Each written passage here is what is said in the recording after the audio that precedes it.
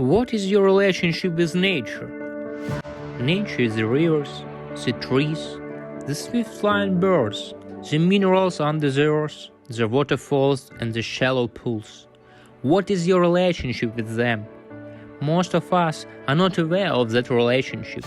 We never look at a tree, or if we do it, it's with a view of using the tree, either to sit in shade or to cut it down for lumber. Trees are one of our planet's greatest resources. Trees help regulate the climate, filter water through their root system, capture dust particles and pollutants from the air, and stabilize soil against erosion. And yet, for all their benefits, mankind seems determined to chop them down. To save our planet, everyone must start with yourself. Start by answering the question, what is a forest for you? Forest is a space for connection with nature. For me, especially. I would love to go here when I feel really exhausted. For example, just to feel the connection with birds and have a sip of a fresh air in order to just feel relaxed. It especially helps me in the really hard times. Also, the lands of the world, a place for many animals to live, a resource for supporting human activities.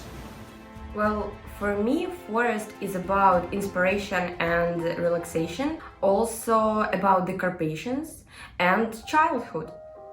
Maybe about conversation before Christmas about illegally cutting the trees. Every day we use resources that forests provide to us, such as timber, firewood, medicinal and edible plants.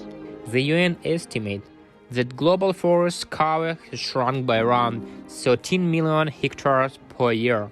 That's an area roughly the size of England.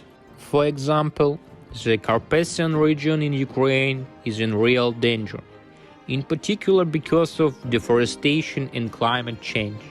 Ukraine is just one country in the Carpathian region that has felt the full force of the flood. We must make every effort to combat climate change and bring back degraded lands and forests to life. We should save our own lives, animals and birds breathing in our own environment.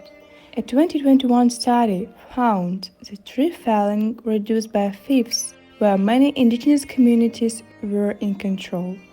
Many indigenous populations have a strong spiritual and cultural connection to a forest. They are therefore likely to act in a way that ensure its survival. All local learning institutions, hospitals, local government headquarters and the rest of the community can ensure trees are planted and local forests are protected against damage as a way of finding solution to the deforestation menace. Green methods of production and recycling can immeasurably reduce deforestation. And we can do a joint effort to prevent deforestation ourselves. For example, do not use too much paper, so there will be lesser cutting of trees. Also, I think that the government must take part. For example, put a ban on deforestation and maybe to control citizens more severely. Wars have always affected forests, but it's because they were used by the ammunition industry or because they were destroyed by the opposite parties at war. On the 16th of March 2022, a disturbing documentary was published that Ukrainian forests are now destroying, that Russia is planning a massive deforestation of Ukrainian forests to make room for fortifications and other military purposes. The last time that's happened on Ukrainian territory was when the Nazi occupied Ukraine, when the invaders were destroying Ukrainian forests and natures, and ecocide is planning. And especially now, in times of the war, we in Europe, students, must send the signals that the distinguished of our species and our nature is going to be destroyed.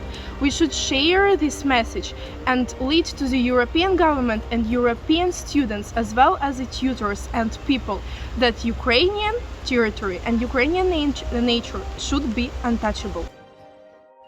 This may sound like exaggeration, but we are well on our way to our own destruction, slowly and surely.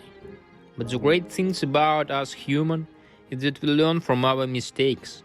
People are becoming more aware that the little things you do every day does have an effect, whether negatively or positively, is up to them. No contribution is too small. Our planet is our home, and we need to protect it.